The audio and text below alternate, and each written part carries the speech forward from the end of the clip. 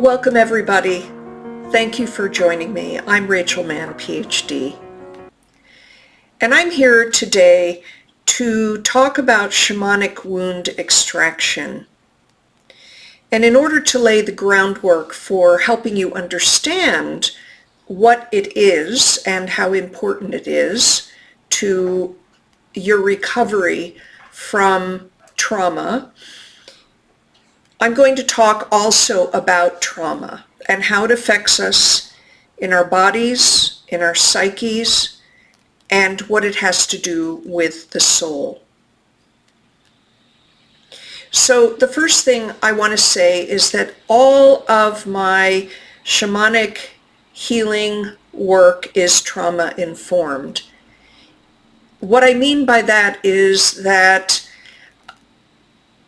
basically, when a client comes to me and they are interested in shifting something in their lives, now it could be that you as a client might come to me and say, I still know that the traumas of my past are still negatively affecting my life in the present, negatively affecting my relationships, negatively affecting my work, my career, my finances, or negatively affecting my ability to really believe in and implement, put into action and manifestation my creative projects in life.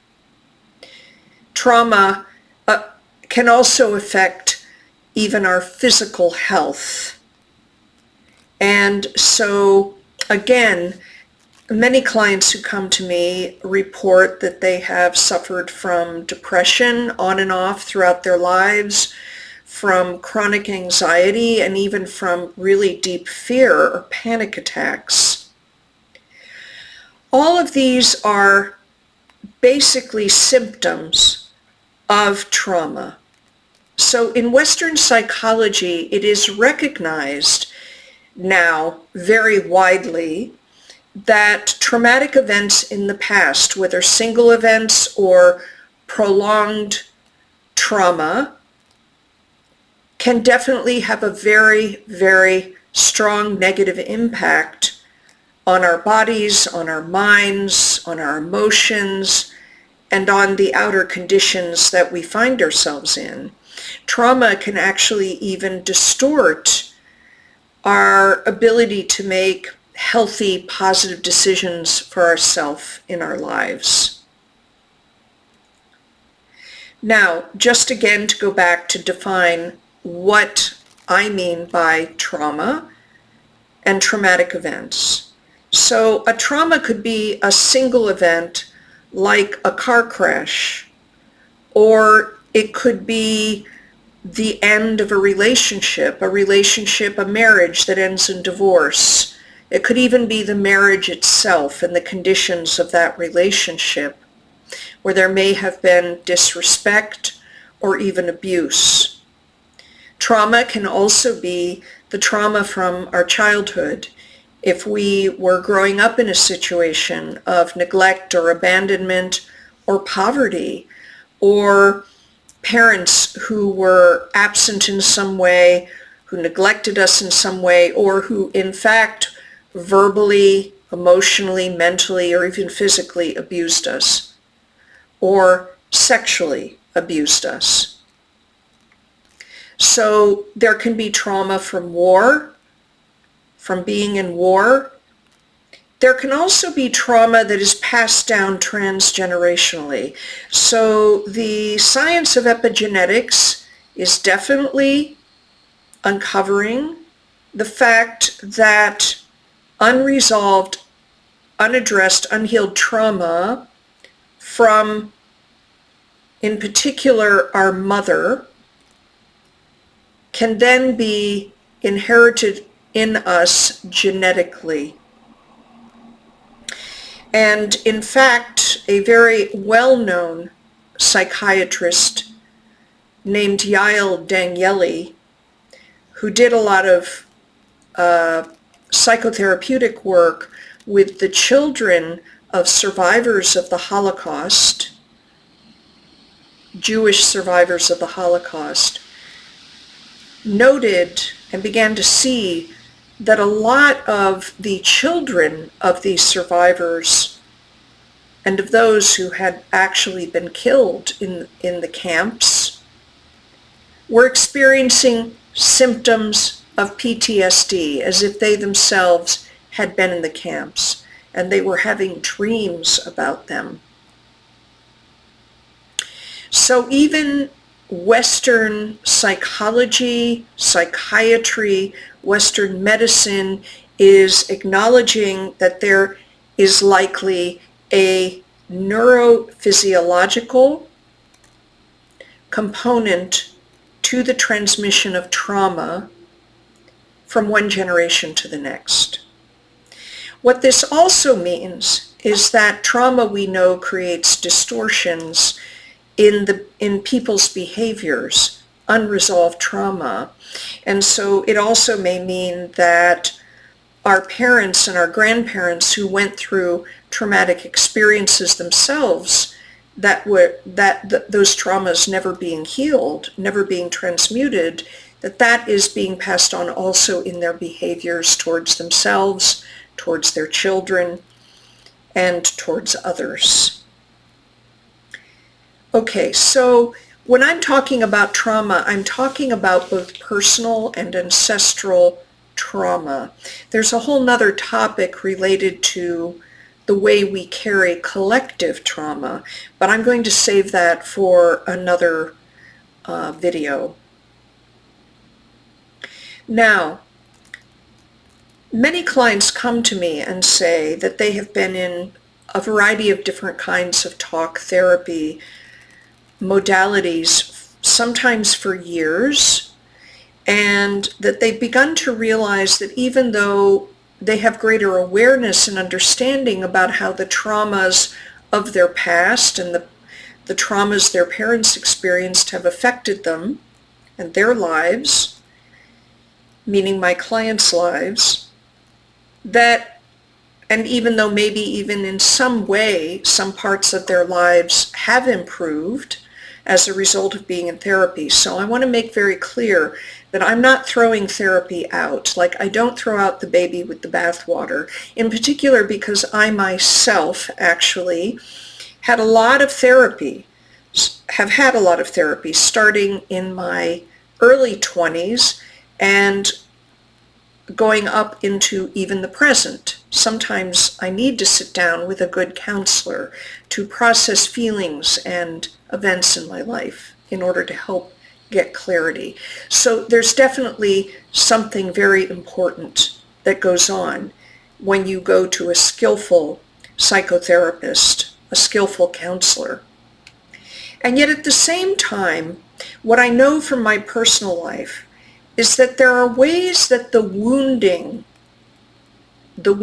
to our hearts, the wounding to our minds, to our bodies, and even to our energy bodies may not get completely resolved through psychotherapy, talk therapy. And this is where wound extraction comes in.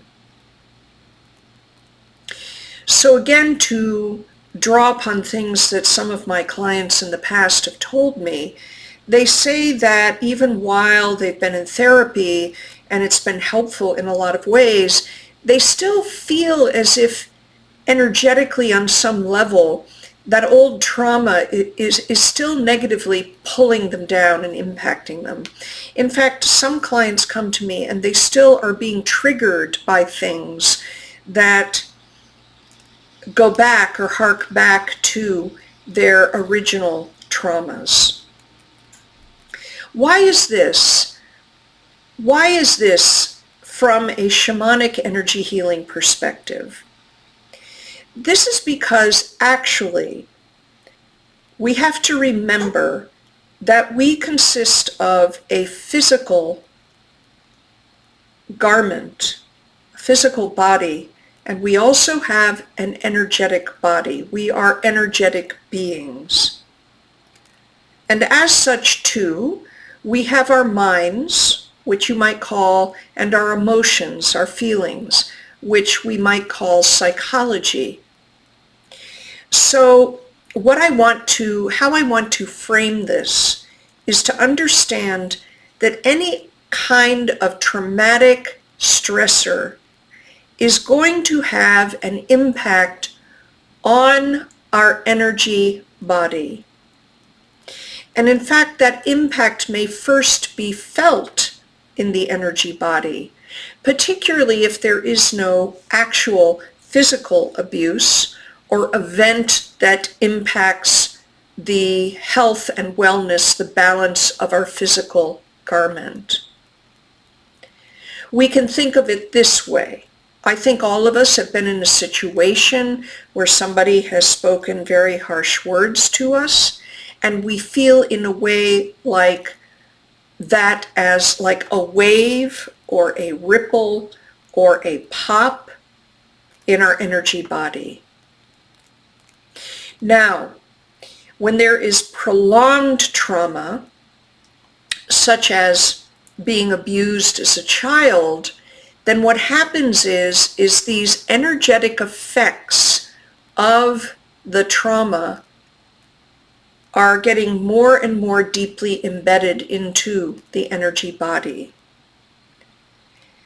Now, I'm talking about also at this level how trauma affects, in a way, the surface of our energy body. The surface of our energy body. And what I mean by that is our energy body is this luminous bubble that's sometimes called the aura.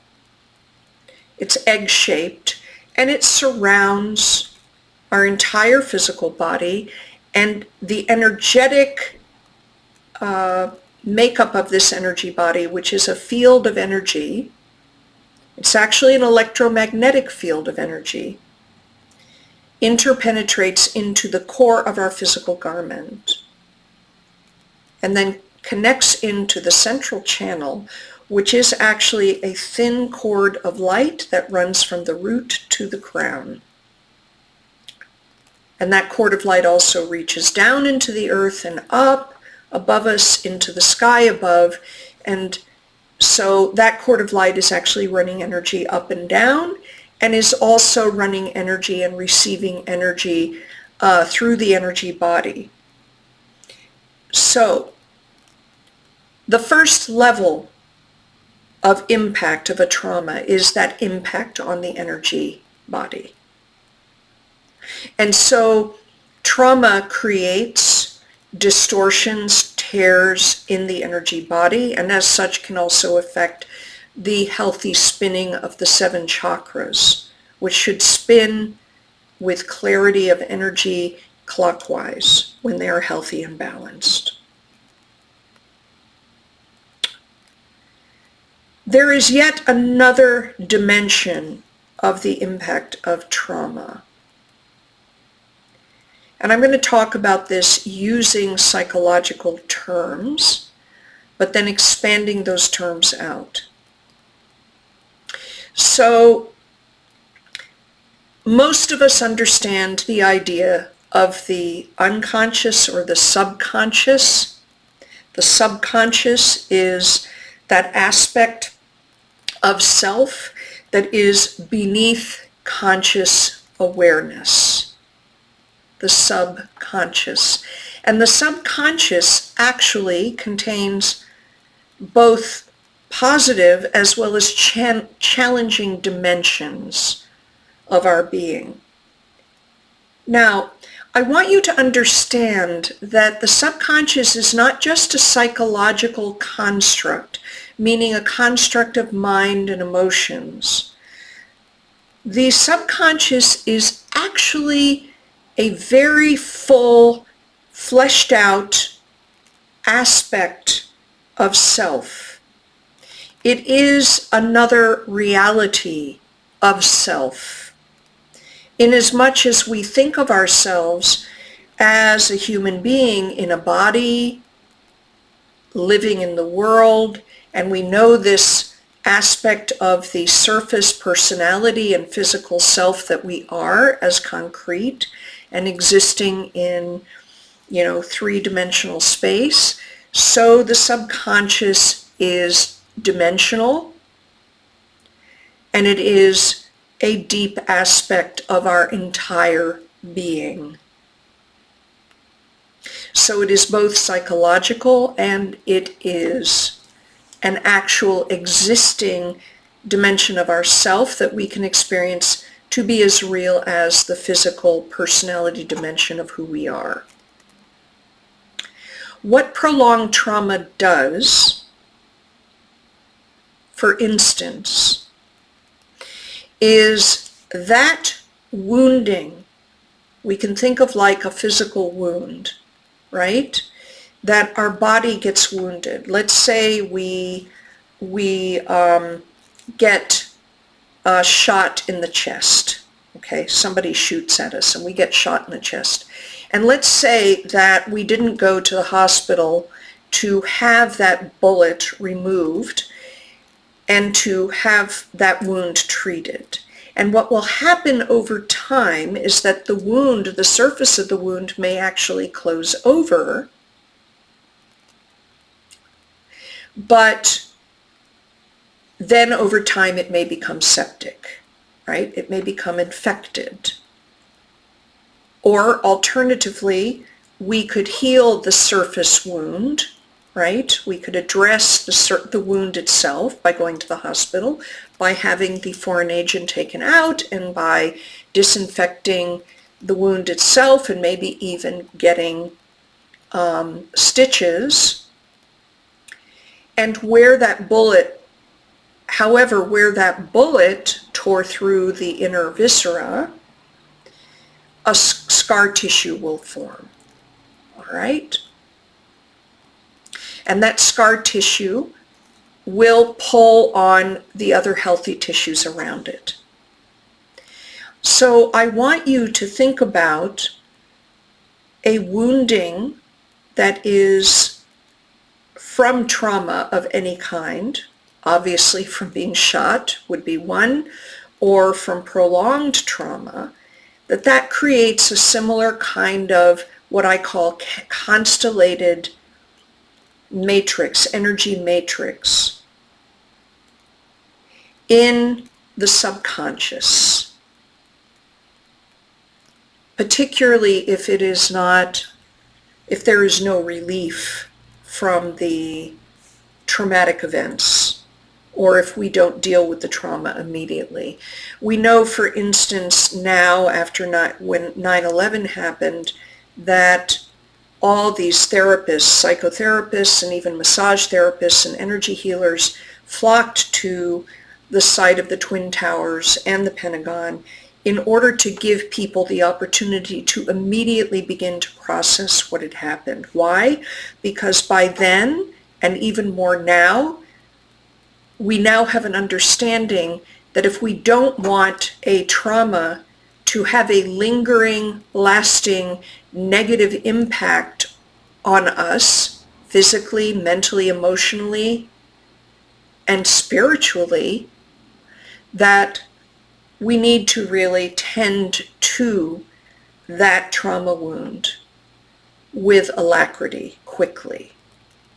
In the same way that we would tend to the wound from a gunshot quickly, or the wound from falling down and breaking our leg quickly. What happens when this doesn't happen? What happens when this doesn't happen? Maybe because it was impossible to happen at the time of the trauma and in the aftermath, or because we were in a situation where we were being abused and there was no possibility of escape or flight or even fighting back. Okay? So what happens is that wound then begins to create this constellated matrix of energy in our subconscious, in what I sometimes call our deep self. And then that then can create more and more symptoms that are chronic of post-traumatic stress disorder. Or alternatively, if not PTSD, it can cause symptoms such as continually getting into relationships that aren't healthy for us, or not being able to, not believing in our creativity and not believing in ourselves, not having enough self-esteem to move forward with following our dreams. It can manifest in so many different ways. Okay, so what is a wound extraction? A wound extraction is when I journey using rattling, shamanic journeying, and I am actually journeying into what we call shamanically the lower world of my client. The lower world is just a shamanic name for the inner dimensions of self, for what is unseen within us, for what is in the subconscious, which is in and of itself a domain that exists both interconnected with the entirety of our being and in a way separate from. So I can actually map my way down into what is called the Chamber of Wounds.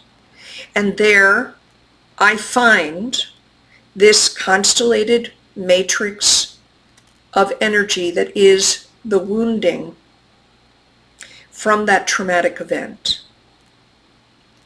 I may see it as images. I may actually see the event with inner images.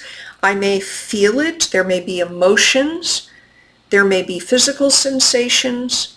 And there may also be clairaudience, meaning that I would be told or hear words related to the event. And so then what I'm doing is I'm taking a 12-sided clear-cut Vogel crystal and rotating it over the solar plexus of my client, because the solar plexus is the entryway into the subconscious, into the lower world of the client. And I am extracting, sucking that wound out of the body, psyche, soul complex, the energy body of the client. This is not unlike when a surgeon might put a suction tube into an infected space that they're operating on and suck the infection out into the tube. So we can think of an unhealed wound as being like an actual infection. It is an infection within us. And though it may, for a long time in our lives, be very deeply suppressed, like we may not even remember the traumatic event, it still is operating like an infection within us. Personally, I feel that particularly if you find yourself doing a lot of therapy but only improving somehow, or still finding a lot of blocks in your life, that it is because of this festering, unhealed wound within you. And when I discovered the wound extraction process by working with a shamanic energy healer who is trained in wound extraction, I knew I had hit gold for myself in my healing of trauma. Why? Because that being able to address it, it's like instead of addressing the symptoms as they appear in our minds, in our emotions, in the triggers that we experience in our lives, in the, trying to use our cognition to heal ourselves, what I found is that this really gets to the root of the problem instead of necessarily just treating the symptoms. So that is what wound extraction is. Wound extraction, I almost always do a wound extraction in my energy healings because, to be frank, Most of us are walking around with unhealed wounds. Most of us. And those unhealed wounds can also be ancestral in nature.